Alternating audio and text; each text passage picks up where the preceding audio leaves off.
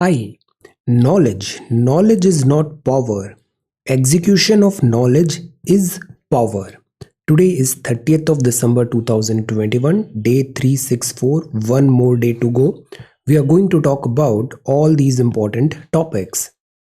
Rapid जी के yesterday questions के answers हैं। ट्रेडिशनल कर्मा डांस है सेंट्रल और ईस्टर्न इंडिया का। स्टेट ऑफ छत्तीसगढ़, झारखंड, मध्य प्रदेश, उड़ीसा और वेस्ट बंगाल में ये सेलिब्रेट होता है। एक्सरसाइज खंजर है, मिलिट्री एक्सरसाइज है, annual military exercise between India and Kyrgyzstan. Economic intelligence unit publish करता है democracy index. Ministry of corporate affairs associated है with implementing IBC insolvency and bankruptcy code. Silver line project है high speed railway project का, ये है केरला में। आज के सवाल है आगवा हुडो भवई ये ट्रेडिशनल फोक डांस है किस राज्य के। कॉन्स्टिट्यूशनल अमेंडमेंट एक्ट किस एक्ट ने रिड्यूस किया था voting age from 21 to 18 years. New political parties जो होती है वो कहाँ रजिस्टर होती है इन इंडिया, उनको जो स्टेटस मिलता है registration is accorded by what.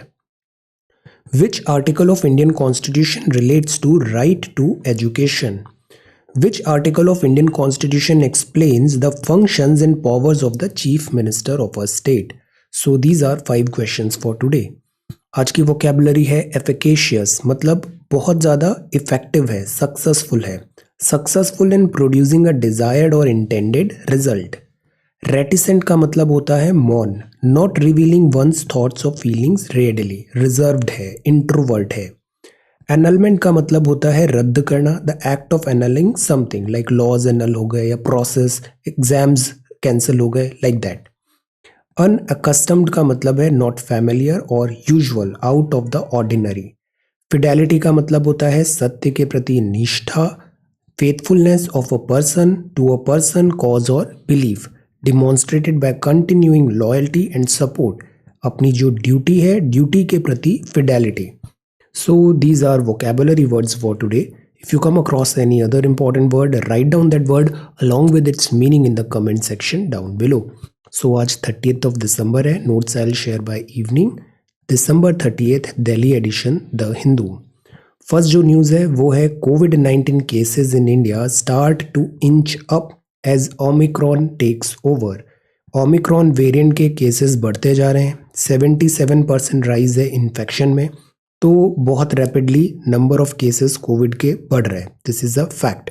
We need to get vaccination as soon as possible, at the same time follow covid appropriate protocol, covid appropriate behaviour, social distancing रखना है, mask पहनना है, और mask भी N95 mask is better.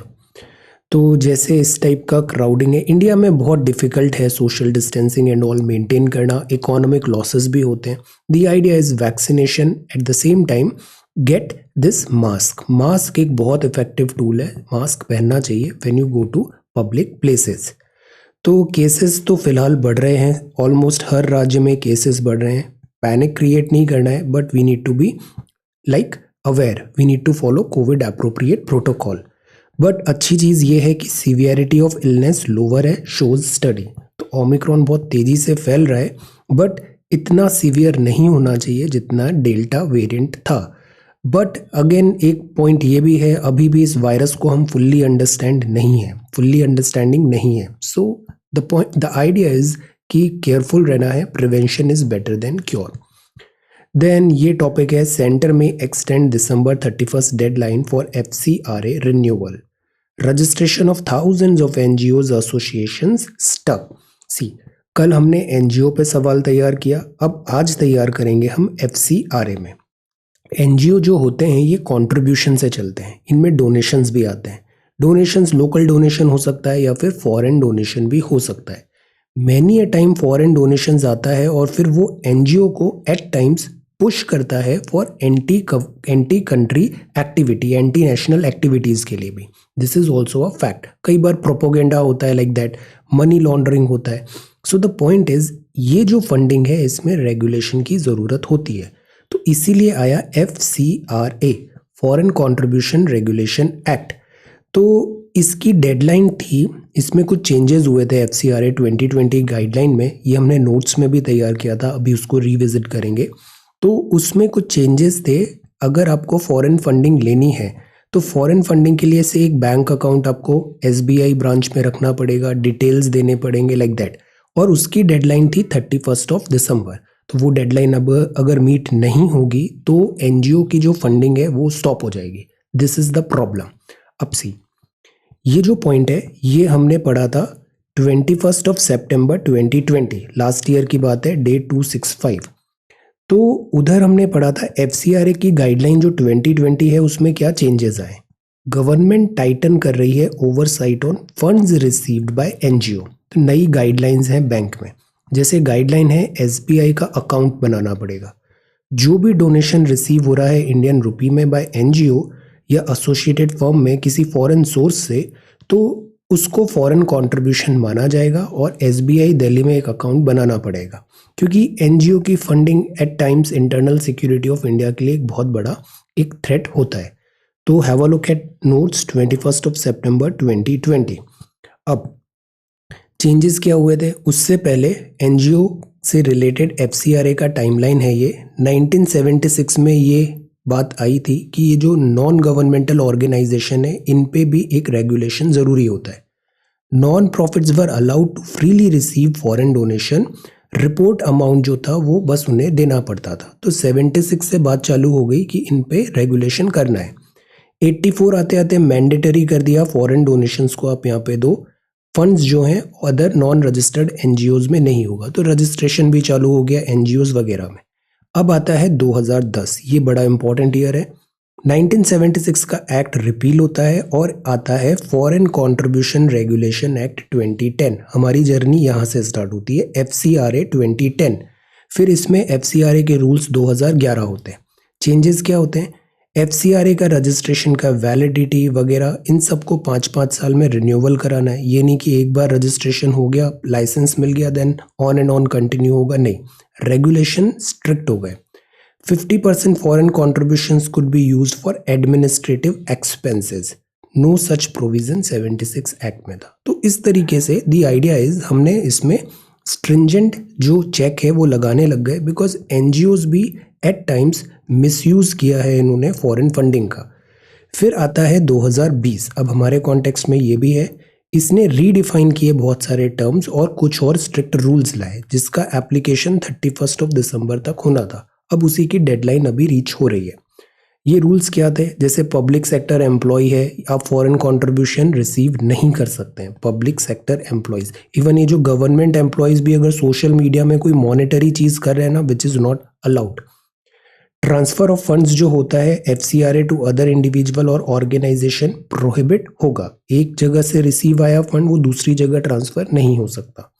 Quantum of administrative expenses भी lower 50 से 20 कर दिया। पहले 50 था 2010 में। एडमिनिस्ट्रेटिव एक्सपेंस मतलब NGO को चलाने के लिए लोगों को तनख्वाह देनी पड़ेगी, like that administrative expenses. Aadhaar number mandatory किया। SPR जो FCRA है वो सस्पेंड भी किया जा सकता है। रिन्यूअल ऑफ रजिस्ट्रेशन की बात करी। देन डेजिग्नेटेड FCRA अकाउंट होगा, और वो कहाँ पे होगा, state bank of India Delhi में। तो फंड्स यहीं पे आप ला सकते हो। वॉलंटरी सरेंडरिंग भी किया FCRA सर्टिफिकेट का। तो ये सब चेंजेस कब आए, 2020 में।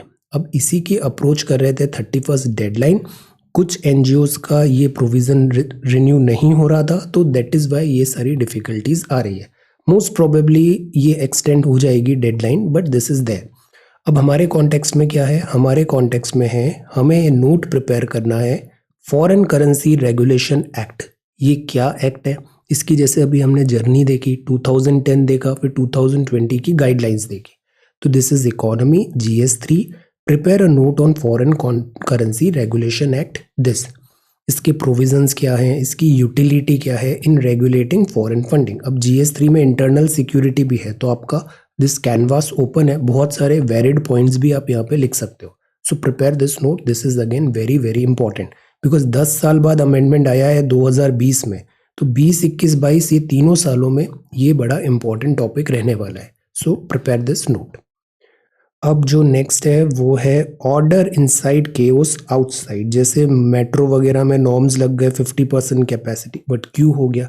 तो सी, लॉकडाउन लगाना ये चीज़ ना कहने को आसान होती है, बट इसके प्रैक्टिकल चैलेंजेस आते हैं, इकोनॉमी चैलेंजेस आते हैं। हमने ट्रांसपोर्टेशन में रिस्ट्रिक्शंस लगा दिए, अब जो डेली अप डाउन कर रहे हैं, नौकरी पे तो जाना ही है, तो फिर कैसे वो कर पाएंगे? तो these are the difficulties, practical difficulties आती है, कॉज एंड इफेक्ट।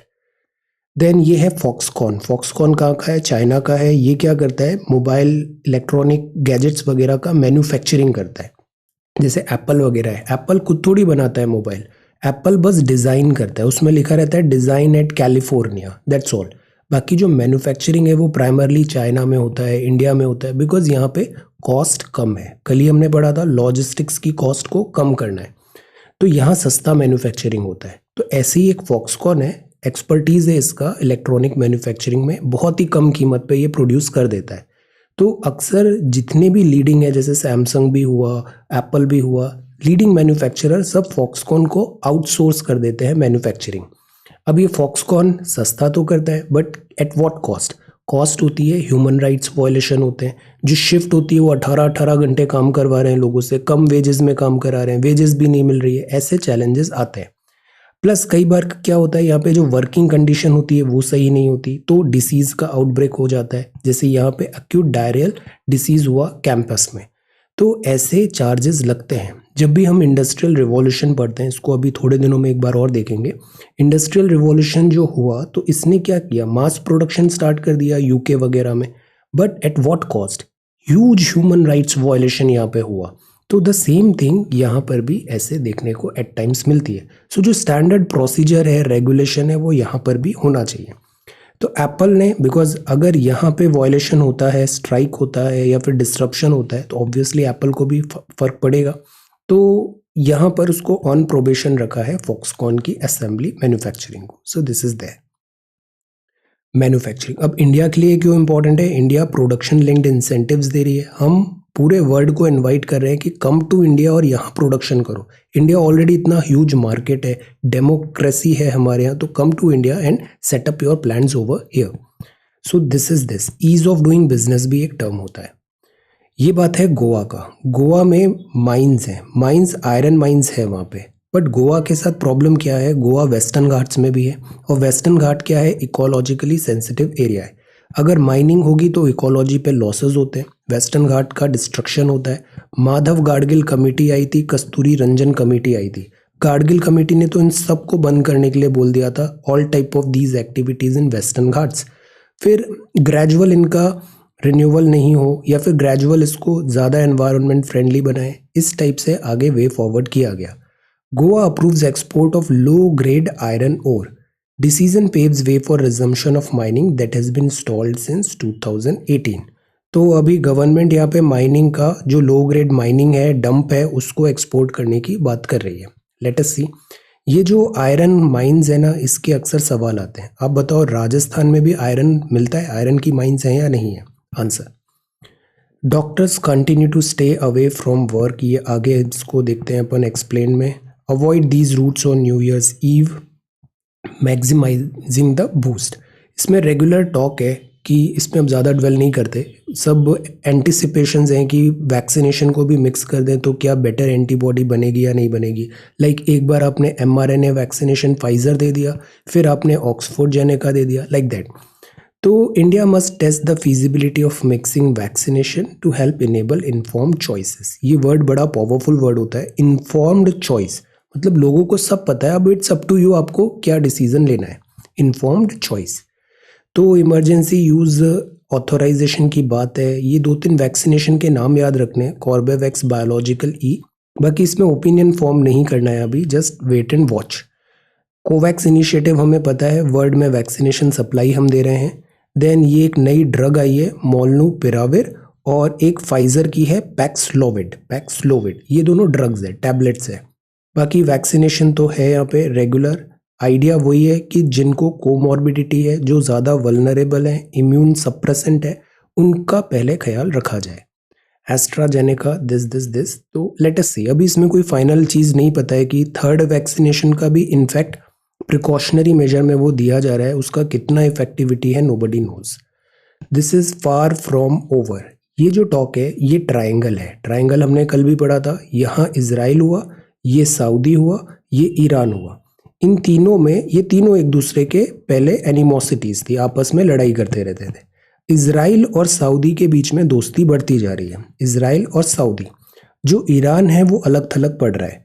अब जो इजराइल है, सऊदी है, ईरान है, इसमें एक कॉमन फैक्टर है यूएसए। बट यूएसए पिछले कुछ टाइम में अफगानिस्तान से ट्रूप्स पुल आउट किया, तो यूएसए का भी ये जो जोन है ना, मिडिल ईस्ट और गल्फ रीजन, यूएसए की जो प्रेजेंस है वो कम होती जा रही है। और यूएसए खुद को वर्ल्ड पुलिस बोलता था। यूएसए ने सऊदी को सिक्योरिटी का अश्योरेंस दिया हुआ था, तो सऊदी को सिक्योरिटी पे इतना फोकस नहीं करना पड़ता था बिकॉज यूएसए की गारंटी थी। Same is with Israel. Israel को भी यूएसए का फुल सपोर्ट मिलता है, तो इजराइल भी एट टाइम्स बड़े एडवांटेज में रहता है। बट यूएसए की अब जो टेंडेंसी है वो विड्रॉवल की है। तो ये जो फोर्सेस हैं ये इंडिपेंडेंट सिक्योरिटी के मेजर्स लेने के लिए आगे बढ़ रही हैं। ईरान के साथ पहले यूएसए के टाइज थे, फिर टाइज बड़े नोज डाइव हुए और हॉस्टिलिटी ज़्यादा है। फिर बात आई ईरान जो है, बिकॉज ईरान को लगता है इधर सऊदी हॉस्टाइल है, इधर इजराइल हॉस्टाइल है, तो हमें न्यूक्लियर पावर बनना पड़ेगा। तो Iran wants to become a nuclear power. Iran nuclear power बनेगा तो न्यूक्लियर आते ही यहाँ का पावर बैलेंस बहुत गड़बड़ हो जाएगा। और सऊदी और इजराइल को बिल्कुल पसंद नहीं है कि ईरान न्यूक्लियर पावर बने।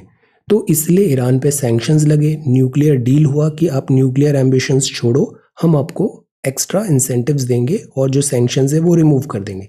डोनाल्ड ट्रंप ने न्यूक्लियर डील कैंसिल कर दी, तो ईरान ने कहा अब तो हमें न्यूक्लियर पावर बनना ही है।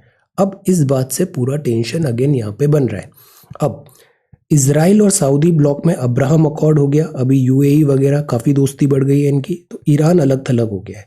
अब एक प्लेस है Syria. Syria is near Israel. Syria की एक अलग ही टेंशन है। यहाँ पे भी जैसे अरब स्प्रिंग हुआ, फिर रिवॉल्यूशन हुआ, यहाँ पे असद की गवर्नमेंट है, इसके अगेंस्ट प्रोटेस्ट हुए। असद गवर्नमेंट को बैक करने आ जाता है रशिया बैक्स असद गवर्नमेंट। तो इसके कारण क्या हुआ, यहाँ पे भी जो चैलेंजेस हुए, टर्मोइल, सिविल वॉर जैसी सिचुएशन बनी रही। अब इजराइल जो है और इधर असद गवर्नमेंट हो गई सीरिया में, और असद गवर्नमेंट सीरिया को सपोर्ट मिला हुआ है रशिया का, और यहाँ पे बैठा है ईरान। तो ईरान को बिकॉज इजराइल पसंद नहीं, तो ईरान क्या करता है, यहाँ पे भी मिलिशिया एंड ऑल सेंड करता है और टेंशंस क्रिएट करने की बात होती है। अब इजराइल जो है, इजराइल कंटिन्यूसली अटैक करने लग गया है सीरियन बॉर्डर्स में, सीरियन एरिया में। तो इससे सीरिया की सोवरेनिटी को चैलेंज हो रही है, बिकॉज इजराइल को न्यूट्रलाइज करना है ये मिलिशिया बैक्ड बाय ईरान। तो इससे इजराइल और सीरिया के बीच में वॉर होने का थ्रेट है। अब सीरिया पे अटैक होता है by Israel. Israel is a partner of USA, और सीरिया की असद गवर्नमेंट है वो पार्टनर है रशिया की। तो अगेन यूएसए एंड रशिया की प्रॉक्सी वॉर जैसी सिचुएशन हो सकती है। प्लस ईरान का सवाल भी है, सऊदी का भी सवाल है। तो इस टाइप का यहाँ पे इक्वेशन चल रहा है। It is very complicated. Damascus blame करता है इजराइल को कि इजराइल यहाँ पे मिलिट्री स्ट्राइक कर रहा है। This is against sovereignty. कोई भी कंट्री अपने अंदर सोवरेनिटी को कॉम्प्रोमाइज नहीं करना चाहेगी। सो this is the point. Missile attack हुआ सीरिया में बाय इजराइल, तो दिस इज कॉन्फ्लिक्ट।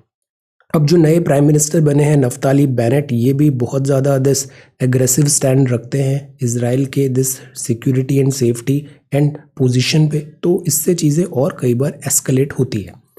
मीनवाइल जो इजराइल है उसका फ़लस्तीन के साथ भी इशू बना हुआ है। इजराइल एक्सपैंड करना चाहता है और फ़लस्तीन श्रिंक हो रहा है। इस बात में इंडिया का स्टैंड है कि इंडिया हमेशा 2 स्टेट पॉलिसी मानता है। इंडिया इजराइल को भी सपोर्ट करता है और फ़लस्तीन को भी सपोर्ट करता है। ये हमने यूनाइटेड नेशंस में भी कहा है कि फ़लस्तीन कॉज को हम सपोर्ट करते हैं। तो दिस इज़ इजराइल। अब फ्लैग्रेंट वॉयलेशन होगा सीरिया की सोवरेनिटी का, तो चीज़ें और एस्केलेट हो सकती है। सीरिया ऑलरेडी काफ़ी डिस्ट्रॉय हो चुका है सिविल वॉर में। अब एक नया फ्रंट बनेगा और यहाँ डिस्टर्बेंस ज़्यादा होगा, तो ये जो ISIS का मॉन्स्टर है वो फिर से राइज हो सकता है। तो फिर वो वर्ल्ड सिक्योरिटी के लिए एक चैलेंज होगा। ईरान जो है मीनवाइल अटैक करता है इजराइल के। अगर वो गल्फ और मेडिटेरेनियन वाटर से इजराइल की कोई शिप जाती है, ईरान वहाँ पे अटैक करता है। प्लस ईरान एनहेंस करता है supply to Shia rebel group in the region. तो फिर इजराइल को वहाँ पे शिया रेबेल ग्रुप पे अटैक करने के लिए एक्शन लेना पड़ता है, तो सीरिया की सोवरेनिटी कॉम्प्रोमाइज़ हो जाती है। तो ये ऐसा बड़ा कॉम्प्लिकेटेड यहाँ पे चल रहा है। इंडिया का यहाँ पे एज सच कोई डायरेक्ट इंटरेस्ट नहीं है। इंडिया को बस यही है कि यहाँ पे peace, law and order, security बनी रहे, तो इससे हमारे economic prospects, geostrategic prospects को बेनिफिट मिलेगा।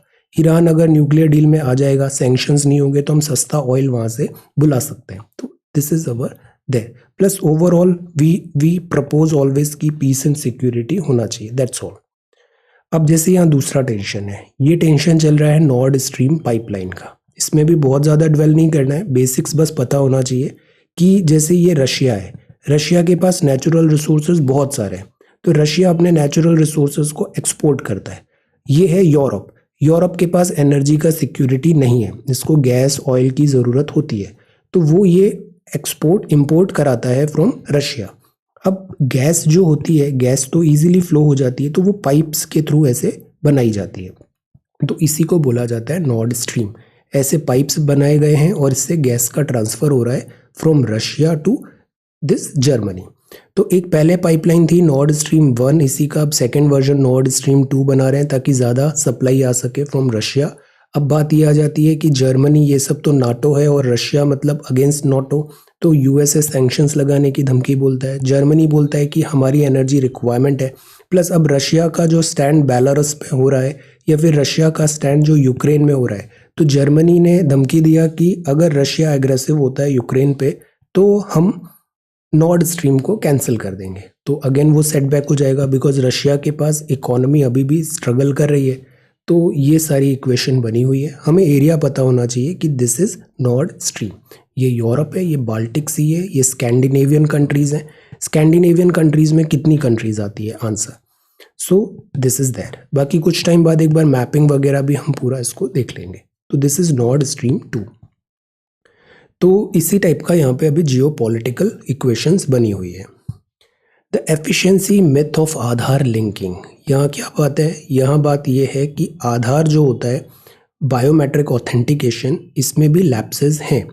हमने एमजी नरेगा में आधार पेमेंट बेस्ड सिस्टम इम्प्लीमेंट किया आधार के थ्रू, बट बहुत सारे जो वर्कर्स होते हैं पेमेंट ब्रिज में, अगर उनका आधार प्रॉपर नहीं है, कोई चैलेंजेस है, नेम प्रॉपर नहीं है, तो वो कई बार मिस आउट हो जाते हैं।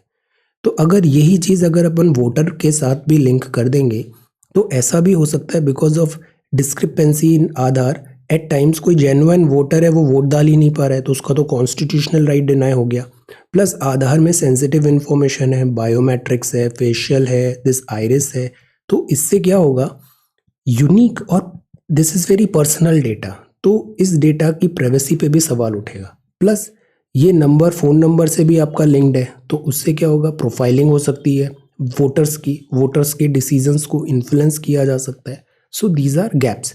फिर एक स्टडी भी किया गया कि ये पाया गया कि जो एमजी नरेगा का एटसेट्रा पेमेंट आधार से हो रहा है, तो क्या इसमें रियल बेनिफिट्स आए या जो कॉस्ट है आधार की वो ही बहुत ज़्यादा हो गई। These are the challenges. The idea is technology is good, but technology को फुल प्रूफ होना भी चाहिए।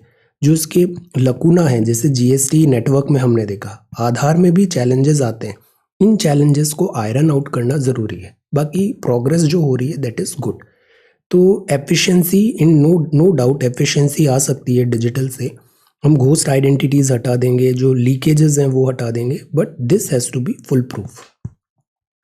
देन ये है data point, cases rising across Indian city cause of worry. Nagaland firing अभी आफ्सपा 6 महीने के लिए और एक्सटेंड हो गया है नागालैंड में। ये एक बड़ा इंपॉर्टेंट टॉपिक है एंड रमन्ना साहब ने अगेन बड़ा अच्छे स्टेटमेंट्स यहाँ पे दिए हैं कि न्यूज़ क्या होता है वो अलग चीज़ है, न्यूज़ में पर्सनल व्यूज़ अगर आ जाते हैं तो वो फिर एक डेंजरस ट्रेंड है। न्यूज़ का मतलब, जैसे ऐसा बोला भी जाता है, नॉर्थ ईस्ट वेस्ट साउथ जो है वो अनफिल्टर्ड आना चाहिए। न्यूज़ रिपोर्टिंग का मतलब ये होता है कि जो घटना हुई है एज इट इज़ वो यूज़र्स को बता दो, उसको टेलर मेड नहीं करो, उसको टिंकर नहीं करो, उसको कलर मत करो। This is the ideal news reporting. But हमारे यहाँ क्या होता है, न्यूज़ होती है वो न्यूज़ कम एक आइडियोलॉजी ज़्यादा हो जाती है, एक पर्सनल फ्रंट पे या पर्सनल व्यूज़ बायसनेस ज़्यादा नज़र आती है, तो ये काफ़ी डेंजरस ट्रेंड है। दूसरी एक चीज़ और होती है यहाँ पे, पहले भी हमने देखा है कि जैसे एक पर्सन ए है, वो किसी न्यूज़ मीडिया के साथ काम कर रहा है, तो वो उसका ऑफिशियली जब न्यूज़ रीड करेगा वो, then it is an official programme. इस पे लॉज हैं, एक्ट्स हैं, रूल्स हैं, सब लगेंगे। बट यही पर्सन एक पर्सनल ट्विटर भी बनाएगा, पर्सनल फेसबुक भी बनाएगा, पर्सनल यूट्यूब भी बना लेगा और फिर वहाँ पे न्यूज़ को ऐसे स्प्रेड करेगा। ऑल्दो छोटा सा मेंशन हो जाएगा this is personal account, but आम यूज़र को क्या डिफरेंस नज़र आएगा कि ये यहाँ न्यूज़ रीड कर रहा है, पर्सनल न्यूज़ रीड कर रहा है, तो which is what it creates wrong precedence. इससे जो रिपोर्टिंग है, प्रेसिडेंस है, वो गलत होता है। ये डीमार्केशन नहीं होता, ऑर्डिनरी यूजर को नहीं समझ में आएगा कि दिस इज पर्सनल और this is professional like that. Same is with this government employ. एक गवर्नमेंट एम्प्लॉय बी है, वो किसी गवर्नमेंट पोस्ट पे है, साथ ही वो एक पर्सनल अकाउंट भी बनाएगा जिसमें बकायदा लिखेगा कि वो किस गवर्नमेंट पोस्ट पे है, और फिर इधर वो चीज़ें स्प्रेड करेगा पर्सनल कैपेसिटी में। बट जो ऑर्डिनरी यूज़र है, जो वो कैसे पता लगाएगा कि what is personal capacity and what is this post? तो this is also wrong precedence. So that is why इधर भी अभी गवर्नमेंट का है, सीनियर ब्यूरोक्रेट्स के कुछ आर्टिकल्स आए थे कि ये जो चीज़ है ना, इसमें एक डिफरेंस क्रिएट करना ज़रूरी है। अदरवाइज़ क्या होता है कि जो गवर्नमेंट एम्प्लॉयज़ होते हैं, इनको यूजुअली पॉलिटिकल एंड ऑल में नहीं पढ़ने का ऐसा इनका रूल बुक होता है। बट दीज डेज इनके जो पर्सनल अकाउंट स्टेटमेंट्स वगैरह हैं वो भी clear cut political ideologies and all, तो which sets a wrong precedence. The point is segregation होना बहुत ज़रूरी है, तो यहाँ न्यूज़ वगैरह में भी ये चीज़ होना चाहिए। तो रेड लिंक अवार्ड्स में इन्होंने बताया, चीफ जस्टिस साहब ने, एक डेंजरस कॉकटेल हो गया है। Nothing can be more lethal to democracy than the deadly combination of confrontational polity and competitive journalism. Polity and competitive journalism. अब जर्नलिज्म में भी आज की डेट में क्या हो गया है, व्यूज़ चाहिए। व्यूज़ के लिए they can go to any extent. वो जो न्यूज़ होता है उसमें हाफ ट्रूथ होता है, आई बॉल्स कैच करने के लिए, तो this sets a wrong precedence. Journalist जज बन गए हैं, जज की तरह वो जजमेंट पास कर देते हैं। Regardless of the ideology you profess and the beliefs you hold dear, you must do your duty. You are not a judge. Your job is to report what is there. Just report it, untinkered, unfiltered, uncolored, without being influenced by them. You must report only the facts with a view to give a complete and accurate picture. User को ऐसे mold और manipulate नहीं करना चाहिए. An issue that has gained prominence recently is linked to what is called attention economy. अब देखना YouTube में भी statements कुछ होते हैं, thumbnails कुछ होते हैं, then content कुछ और ही होता है। Unnecessary, aggressive, half truth, lies spread किए जाते हैं। Why? ताकि views आए। तो एक टाइम था जब TRP का खेल चलता था, आज का जो टाइम है वो व्यूज़ का खेल चलता है। But what about this damage जो इससे होता है? डैमेज होता है हमारी इकोनॉमी, सोसाइटी, जो फाइन लाइंस हैं सोसाइटी जैसे वर्क कर रही है, कम्युनल हार्मनी एट्सेट्रा। तो दिस इज़ अ प्रॉब्लम। इसका सॉल्यूशन एक ही है, एक तो रेगुलेशन को स्ट्रिक्ट रखें, और उससे भी इम्पॉर्टेंट है कि जो यूज़र है, यूज़र थोड़ा समझदार बने। Then this is grabbing eyeballs का गेम है, हेडलाइंस मिसलीडिंग होती है, न्यूज़ रिपोर्टर कैची। हमारे यहाँ जो टीवी न्यूज़ होती है वो न्यूज़ कम एंटरटेनमेंट, बिग बॉस ज़्यादा नज़र आता है। This is misleading. Someone who started his professional career as journalist, I can understand your difficulties and struggle. अब ये भी बात है कि जर्नलिज्म बहुत तेज़ी से चेंज हो रहा है, कट थ्रोट कॉम्पिटिशन होता है, और जब से डिजिटल आया है जर्नलिज्म में भी काफ़ी चैलेंजेस आ रहे हैं। Speaking truth to power and holding up a mirror to society is an immense responsibility that is extremely difficult to fulfill. Speaking truth to power and show the mirror, holding up a mirror to society. तो ये Athos हैं जो होना चाहिए। Then आपने बताया famous photographer, he was Danish Siddiqui. He was a man with a magical eye and was rightly regarded as one of the 4 most photojournalist of this era. अभी जब अफगानिस्तान का जो क्राइसिस हुआ था, then we lost this photographer Danish Siddiqui. So this is that the idea is कि news और views जो होते हैं ना, पर्सनल दिस, इसको मिक्स नहीं करना चाहिए। ये एक डेंजरस प्रेसिडेंस है, और टीआरपी एंड व्यूज़ के लिए भी unnecessary this fabric and all disturb नहीं करना चाहिए। BKU against opening of dairy sector. Then Australia भी आरसीपी, आगे देखते हैं। देन हाइडरपोरा, और ये बात है several states report spike in infection. Covid का सुनामी आ रही है अभी। Omicron has high immune escape potential, ये भी बात बताए। डरना नहीं है, just be aware. More defence systems to be locally manufactured, this is good thing. Local manufacturing, अब प्रॉब्लम हमारा यही है कि सिपरी रिपोर्ट भी बोलती है हमारा सारा पैसा जो वेपन्स इक्विपमेंट्स है खरीदने में ही खर्च हो जाता है, हम इंपोर्ट करते हैं, डोमेस्टिक मैन्युफैक्चरिंग नहीं है। तो इसीलिए पूरा इकोसिस्टम बनाने की बात है डोमेस्टिक मैन्युफैक्चरिंग का। हमने एक लिस्ट भी बनाई है, इंडिजिनस मैन्युफैक्चरिंग लिस्ट की, मतलब ये चीज़ है, ये 209 जो चीज़ें हैं ये हम खुद ही बनाएंगे, इंपोर्ट नहीं करेंगे। The idea is to emphasise आत्मनिर्भरता। हमारी डिफेंस पब्लिक सेक्टर अंडरटेकिंग में भी अभी ओवरहॉल किया गया था, क्लोज कोऑर्डिनेशन में ये काम करेगी। तो ये एक्चुअली क्या पूरा एक इकोसिस्टम होता है, एक जैसे कोई प्लेन ही बनना है तो इसके कितने सारे इक्विपमेंट्स होंगे, तो इसके सारे इक्विपमेंट्स का एक पूरा इकोसिस्टम बनेगा और इसी तरीके से एग्रीगेट इकोनॉमी चलती है। तो वो पूरा एक सब सिस्टम का इकोसिस्टम बनाना चाहिए। Defence production and export promotion policy 2020 में यही लिखा था, इंडिजिनाइजेशन करो, पॉजिटिव इंडिजिनाइजेशन लिस्ट हो जो हम खुद बनाएंगे वो सारे इक्विपमेंट्स। तो दिस इज देयर। फिर ये है Atal innovation rank, IIT ISC top पे हैं एज यूजुअल। देन आईएससी ने बहुत अच्छा परफॉर्मेंस किया, Atal ranking institution on innovation achievement. So this is there. Key parameters क्या थे इसमें कि रैंकिंग कैसे होगी, कि नंबर ऑफ रजिस्टर्ड स्टूडेंट्स कितने हैं, फैकल्टी, स्टार्टअप फंड भी एक चीज़ आ गई है। देन इंस्टीट्यूशन में स्पेशलाइजेशन कितना है, इनोवेशन एंटरप्रेन्योरशिप को वो प्रमोट कर रहे हैं। तो इस तरीके से ये एक रैंकिंग आई है। आईआईएससी ने अभी बैक किया 6th position, followed by IIT in Hyderabad and Kharagpur. तो have a look, top rank इसको आई है, आईआईटी मद्रास को, फिर IIT Bombay, Delhi, Kanpur and Roorkee. So this is there. तो दिस इज ऑल्सो गुड। ऐसी रैंकिंग से एक हेल्दी कॉम्पिटिशन भी आता है विच इज अप्रिशिएबल। WHO ने वार्न किया सुनामी आ रही है, कोविड-19। हांगकांग में जो चाइनीज है वो सप्रेशन हो रहा है। Palestine president makes rare visit to Israel for talks. Then bank का जो नॉन परफॉर्मिंग एसेट्स हैं वो बढ़ रहे हैं। नॉन परफॉर्मिंग एसेट्स, एनपीए की डेफिनेशन क्या होती है? आंसर, नॉन परफॉर्मिंग एसेट हम कब बोलते हैं कि आपने लोन दिया किसी को बट वो लोन रिकवरी नहीं हो रहा है, पैसा वापस लौट के नहीं आ रहा है, तो वो बन जाएगा नॉन परफॉर्मिंग एसेट।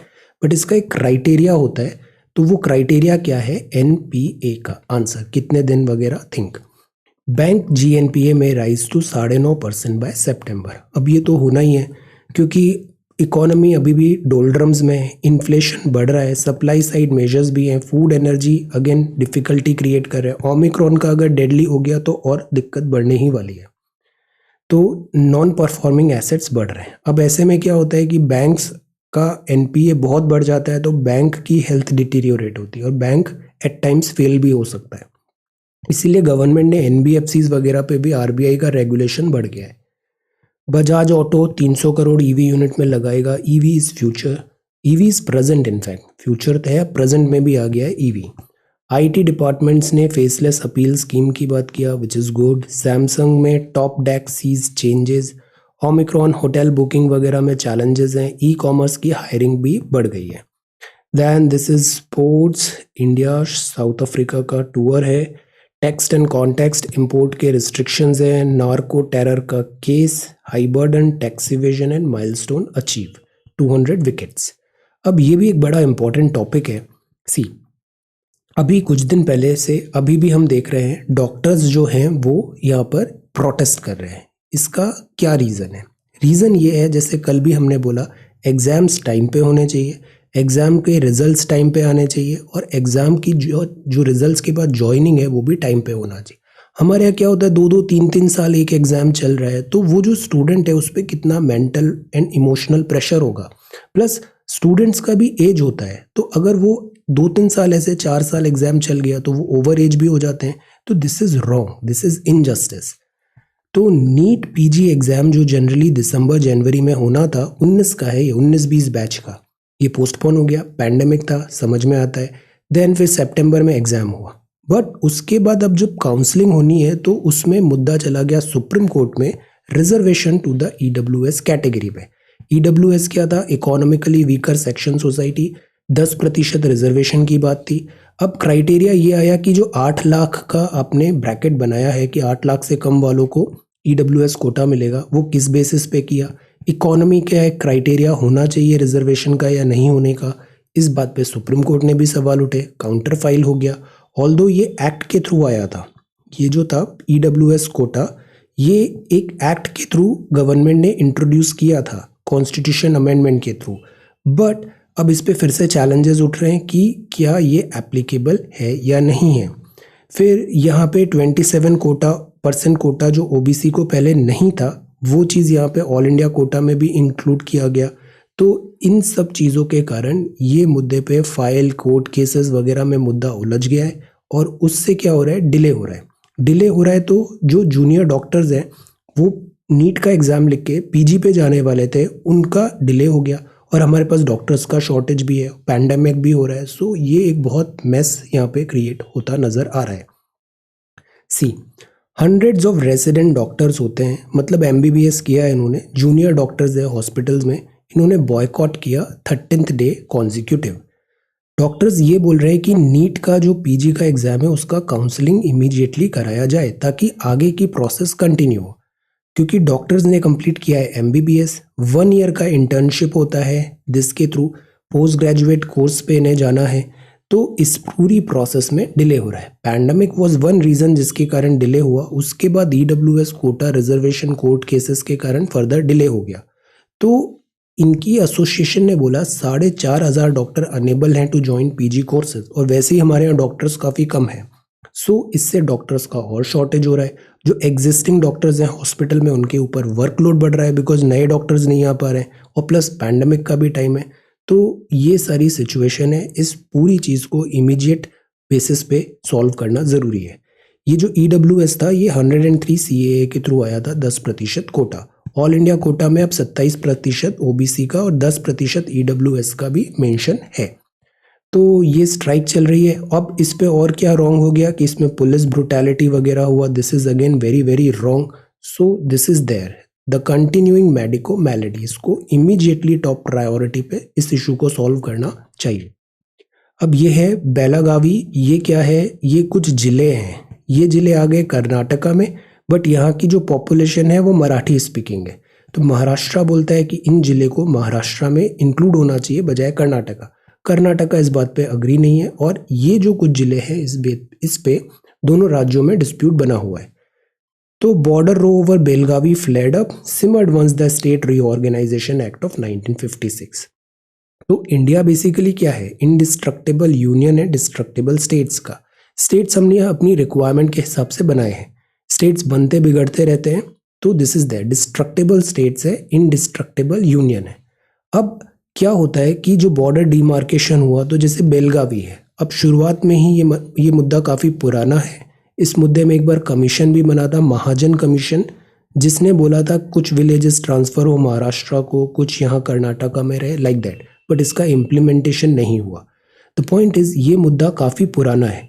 अब आज की डेट में पॉपुलेशन की तो क्या डेमोग्राफी भी चेंज होती है, अब इंटर स्टेट मैरिजेस भी हो रही है, तो सब मतलब मिक्स हो गया यहाँ पे कि मराठी और से कन्नड़ में मैरिज हो गया, तो अब जो नेक्स्ट जनरेशन हो रही है वो तो फिर डिफरेंट हो गई। सो इस तरीके से यहाँ की डेमोग्राफी भी चेंज हो गई है। तो अब इस इशू को कैसे सॉल्व करें पीसफुली, इस बात पे ये बात है, डिस्प्यूट ओवर बेलागावी।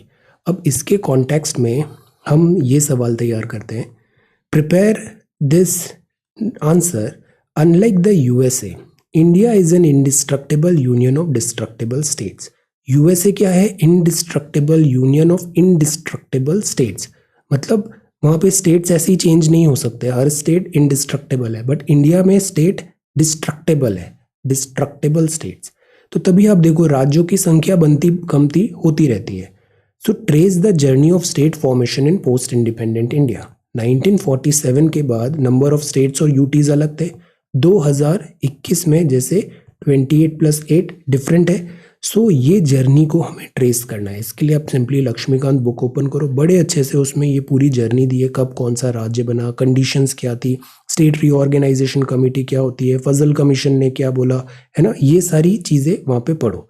ये पोस्ट मॉडर्न इंडिया जो है, पोस्ट इंडिपेंडेंट इंडिया, उसका बड़ा इंपॉर्टेंट टॉपिक है GS1। So trace the journey of state formation. जैसे लास्ट ईयर ही सवाल आया था कि जो नए स्टेट्स बने हैं वो स्टेट्स क्या इंडिपेंडेंट हो पा रहे हैं, इकोनॉमिकली फीजिबल बन रहा उनको बनाना या नहीं बनाना। इंडिया में हमेशा रिक्वायरमेंट डिमांड्स आती रहती है, प्रोटेस्ट होते रहते हैं कि एक नया राज्य बना दिया जाए या ये राज्य ऐसे हो जाए। अभी लद्दाख राज्य की डिमांड कर रहा था यूटी से। तो ये पूरे फॉर्मेशन को trace the journey of state formation, इसका क्राइटेरिया क्या होता है, फिजिबिलिटी भी एक क्राइटेरिया होना चाहिए। लिंग्विस्टिक बेसिस में एक बार काफी प्रोटेस्ट हुए, so trace this journey think, this is again very important and very good question. So these are two questions for today. All right. So today is 30th of December. Kal one more day, 365. So thank you so much for watching this video. Take care, study well, and be safe.